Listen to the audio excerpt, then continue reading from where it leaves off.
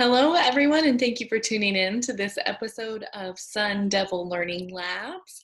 This is kindergarten math, and my name is Miss Kopp. That is K-O-P-P. I will be your teacher for this lesson today. Thank you so much for tuning in. If you've been watching our other episodes and you're coming back, we're happy to have you. If this is your first time tuning in, thanks for coming. You'll get the hang of it really soon. We follow the same routine and same pattern, so you'll definitely get a feel for our program very shortly.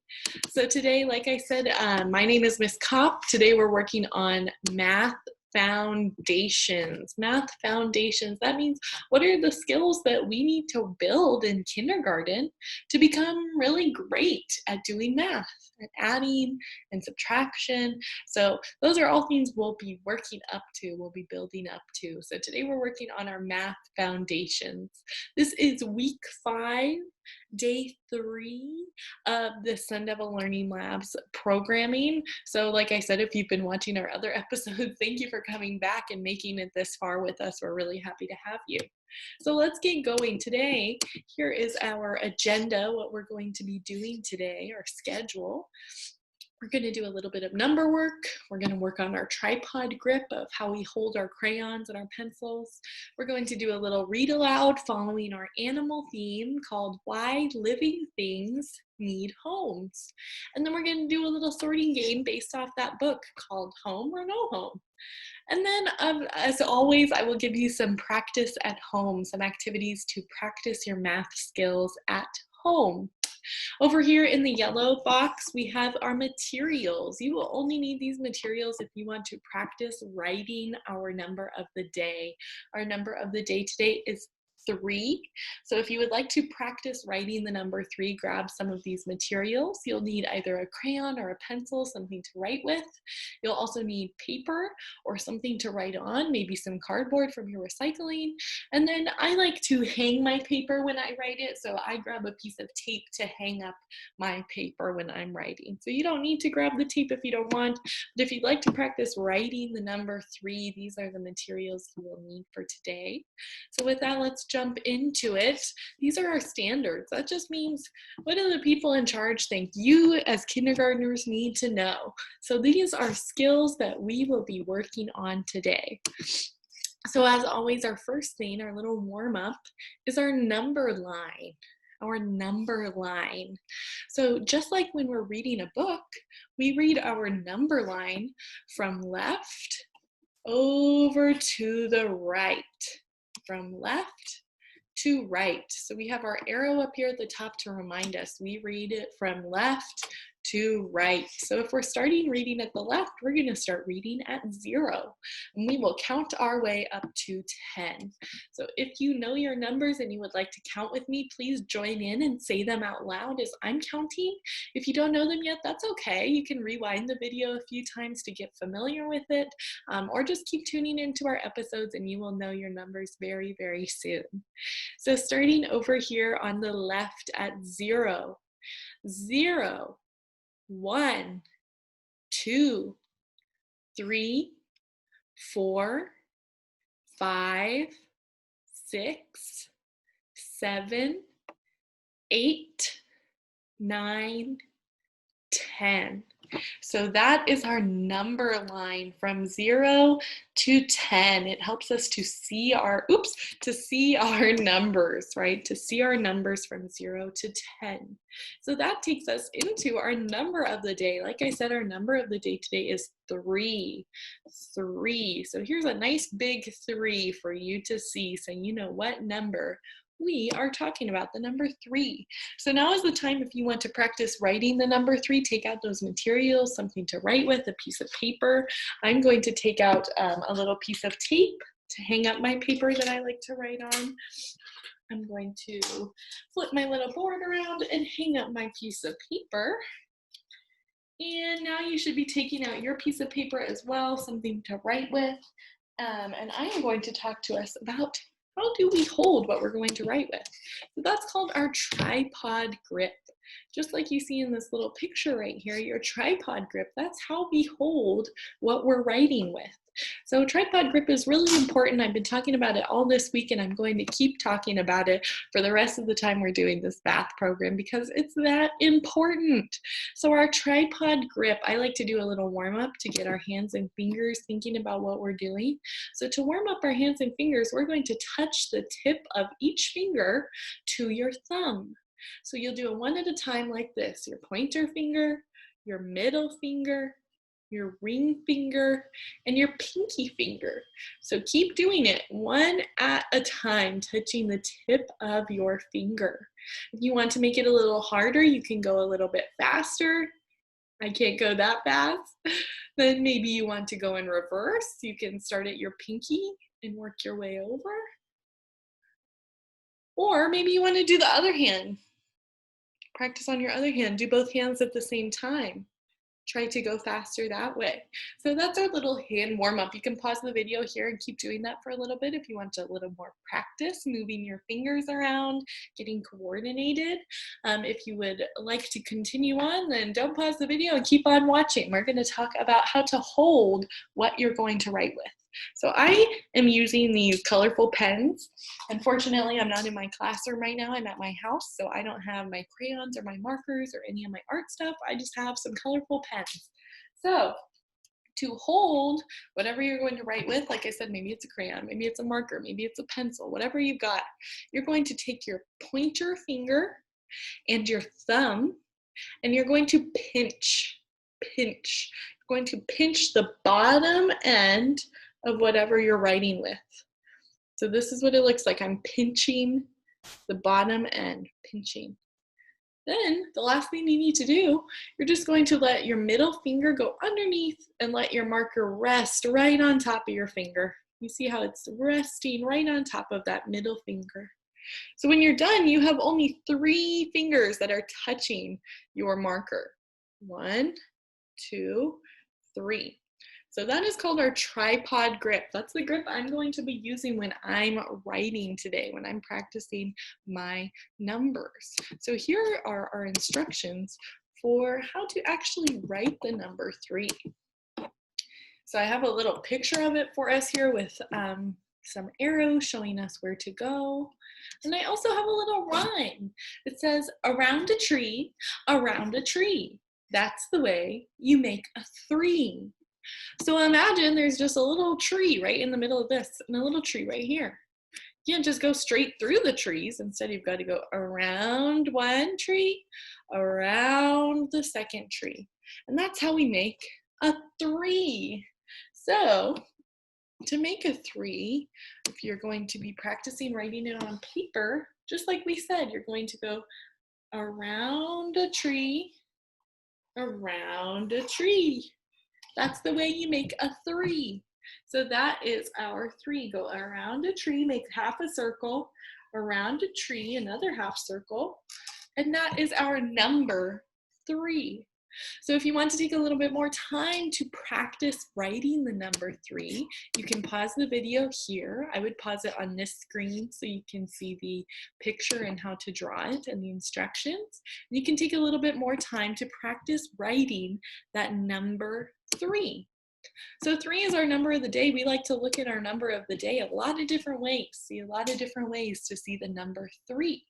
So over here, as always, we have our tens chart. That's what this white boxes are. There's 10 white boxes, and we use them to show a number.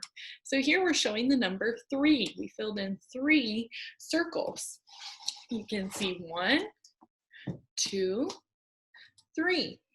3 circles. Over here on the top right, this is how you spell the word 3. This is the letters we use to show the word 3. T, H, R, E, E. 3. 3. The number 3. Down here in the bottom left, we have 3 tally marks. Tallies are something we use when we're trying to keep track of a number that's happening pretty fast. So you only have time to really take down a line to mark something that's happening. So here we have 1 tally, 2 tallies, 3 tallies. So that is 3 tally marks. And then over here in the bottom right, we have a picture. There's a picture of 3 chickens. Of course, it's 3, just like our number of the day is 3 chickens. You can see them running through their grass field. They look like they're having a great time, don't they? 3 chickens. So that's our number of the day today, 3. Now we're going to get into our read aloud. Our read aloud for today is called, oops, I didn't change my title. Our read aloud for today is called Why Living Things Need Homes. So this is the cover of our book. This is the front cover, Why Living Things Need Homes. So let's get into it. This is what we're going to be reading today, Why Living Things Need Homes. What is a home? A home is a place where something lives. Oops. A home is a place where something lives. There are different kinds of homes. So over here we can see in this picture it says bees and beehive. So a beehive is a home for bees. You might have heard that before, beehive. You can see in this picture over here, there's an actual home, a house that someone has built, and this is where this family lives. That's their home. This little bird built herself a home. It's a little nest. Birds build their own nests out of twigs and sticks, and that's their home. And these horses, they're in their own home. Those are called stables. That means buildings that people have made for horses to live in to keep them safe. So those are some different kinds of homes. Living things at homes. People and other animals are living things. Living things need homes. So here's a chicken, just like from our pictures, a little chicken, this is like a badger or a skunk maybe. They're both living things, just like this. So people and animals are living things. Some animals find homes. This bear lives in a cave. Some animals build homes. This bird lives in a nest. So some animals find their homes, just like this bear. This bear didn't move these rocks together and build this cave. This bear just found this cave, and now that's where he lives, in that cave. But this bird did build this nest. You can see it uses its beak to pick up branches and twigs and different pieces of trees and plants and puts them all together to create a nest, to build a home. Some people build homes too. This person lives on a boat. Living on a boat, that is something pretty interesting, right? Some people in the world, they live only on a boat. So some people build houses too. It's not just animals that build their own houses. People build houses. If you live in a house or an apartment building, whatever it is, it's a building that was built by people. The earth didn't just naturally put buildings up and decorate them with couches and tables and stuff for us, right? People built all that stuff. So some people build homes too. Why do living things need homes? Well, homes keep living things safe. Homes keep living things safe from the weather. So you can see this little bird, it looks like it's being protected in its home, right? It has a little hole in the wall or in the ground that's protecting it from things that are outside.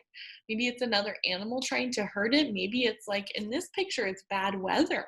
Maybe it's, rain or snow or something that's happening that you want to stay safe from. Homes keep animals safe from other animals. Homes keep animals warm and dry. So just like that bird in our other picture, this little gopher, he's living in a hole in the ground. This is to protect him from other animals. So other animals don't come by and try to eat him or squish him or whatever might happen out there. His home, his hole in this ground, keeps him safe. These horses' stable, it keeps them warm and dry. If there's rain or snow, it keeps them warm and dry.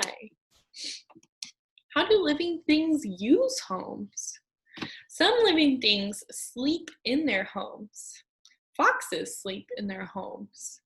So here's two pictures of some cute, cute sleepy animals. So we've got a sleeping koala right here. A tree is a koala's home. So you can see him sleeping in his home right here, right? And foxes, the same thing. They dig a hole out for themselves where they know they're safe and protected. And when they feel safe, they're able to fall asleep. So they sleep a lot in their homes. Some living things eat in their homes. Birds bring food to their nests. So in this picture of the spider makes its own web. It sews this all together. So that web is the spider's home. I have a guest star that just pushed her way into the room I'm recording in. This is my dog, Dusty. Hi, Dusty. Hello, Dusty. Here's a surprise guest. Oh my goodness. I can't believe you came in here. Usually you can see my door back there. I keep my door closed so my animals will not be making noise in the background while I film my lessons, but I film my lessons right next to her bed. So she is just gonna have a great time sleeping right behind me while I keep recording. So Dusty, my dog, she's an example of an animal with a home, right? Her home is my home. She lives in this home with me. So Dusty, she's not like this spider. My dog does not eat her home, thank goodness. She doesn't bring food to her home either. We give her food in her home, huh? If you have pets, that's an example of an animal that lives in your home, but you bring food to them. They don't bring food to you, right? Let's see what else we've got. Some living things care for their young ones in their homes. People care for their young in their homes. So you guys, you kids, you're probably at home right now watching this video. And that is where you get taken care of, right? That's where animals do that too. Just like in this picture, she's feeding her little baby. They're taking care of their young ones at home. So that was the end of our book of our animals about why living things need homes. So now we're going to take a little look and try to pick out of a couple of pictures which items you think need homes and which items don't. So we're going to do a little bit of sorting. I said that right, Dusty. Dusty won't stop bothering me here. Would you like to be on camera? We're going to do some sorting games, okay? So for our sorting game today, let's look at our first picture. Our first picture, these words down here, it says, which of these things does not need a home? So let's look at these pictures. Which things in these pictures do not need a home? Well, we know that living things need a home. We know that living things are people and animals. So is there a picture of something here that is not a person or an animal? Which of these three things do you think does not need a home? Does a pig need a home? Yeah, I think a pig would need a home. What about this eagle, this bald eagle? Do you think that needs a home? I agree. I think a bald eagle would need a home. They probably make nests. Just like the other birds, they make a nest as their home. What about this stoplight? Does this stoplight need a home? No, I don't think so. This stoplight is not a living thing. It's not a person or an animal. So we know it does not need a home. I have another little guest star. My cat just came in the room since my dog opened up the door. So here's my cat, Khaleesi. If you ever hear me talking about my cat, that is who we're talking about. And my dog is actually really scared of my cat. So I don't know why that is. Usually it's the other way around. Cats are scared of dogs, but my goofy dog is really scared of my cat. So I'm sorry if they make any more distractions for us today. Let's see what other names we've got. Which of these things does not need a home? So like we talked about, we know that living things are people and animals. So which of these three pictures is not a living thing? Which of these pictures does not need a home? I think this flamingo would need a home. This is a type of bird. Flamingos live in, they stand in water all day long. They're birds that love to stand in water, which is really kind of funny to me. That's why they have these big long legs that keep their bodies dry while they're standing in water. What about this turtle? Do you think this turtle needs a home? Is it a living thing? Yeah, it is a living thing. So if we know these are both living things, what about this bench? Do you think this bench needs a home? No, I don't think this bench does need a home because it's not a living thing.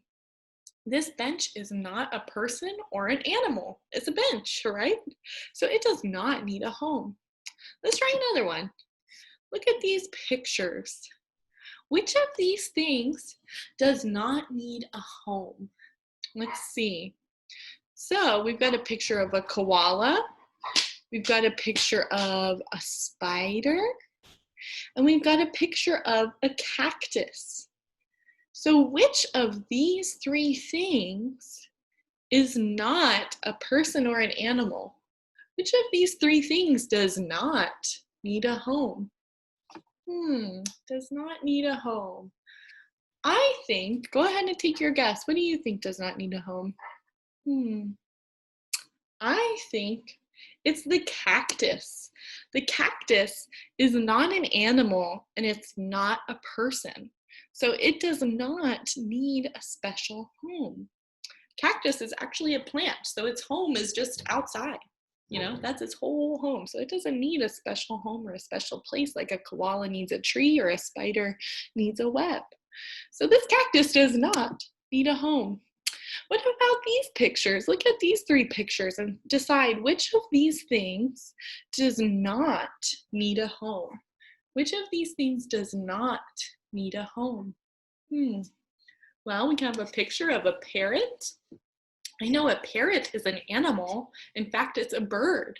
So I know a parrot needs a home. It probably needs a nest. What about this picture? What animal is this? I don't know if you can hear my dog growling in the background or not, but it's because I'm not petting her and she's so close. I'm sorry, Dusty. So this picture is a picture of a tiger. A tiger. A tiger is an animal. It's a big cat, a big animal. So you probably just saw my screen mess up and saw the red box go around our answer. You probably guessed it by now. Which thing does not need a home? That would be the car. The car does not need a home because a car is not a living person or an animal. So we know it's not a living thing, so it doesn't need a home. So now I've got some practice at home for us. You guys made it through our lesson. Now we're ready to talk about, if you have some extra time at home, here's some activities you can do to practice your math skills. So the first thing to practice is sorting items, and you can use items you already have at home. There's a lot of examples we can use. So you could sort your cereal when you're eating breakfast. You could sort your candy, maybe by shape, maybe sort it by color. You could even have your kids help you put away the groceries and sort the groceries. Which are vegetables? What are fruits? What is meat? And sort that way. So really, sorting is about getting creative. You can use all kinds of different items and all kinds of different ways at home to practice those sorting skills. So I hope that gave you some ideas of what to use in your own house. The next thing I have for you, I have some worksheets you guys can screenshot and print off, or just screenshot and look at and use that way. And we will decide, on these worksheets, you decide whether these items will be stored in a backpack or in a chest. So over here I have the directions again to screenshot for Mac or for Windows computers. Go ahead and follow those instructions. You can screenshot this screen and print it off. And the next screen is important. Those are the items we're going to be sorting. So those items are right here. We've got a piece of paper, a soccer ball, a pencil, a teddy bear, a doll, and a toy train. So we need to decide, where do these items go? Would they be stored in a backpack or in a toy chest? So that is up to you. If you want to use this sorting activity, like I said, please feel free to screenshot these pages, print them out, cut them out. You can use it that way. You can color them in to have a little more fun, or you can just do it in your head and say, where would I put this piece of paper? Would I put it in a toy chest, or would I put it in a backpack? So that is up to you. So those are two great ways to get some practice with sorting different items different ways at home. So please feel free to use any of those activities. I hope in between now and when I see you next, you get to use some of those practice ideas and work on those sorting skills. Until I see you again, I hope you guys stay safe, and I will see you tomorrow, week 5, day 4.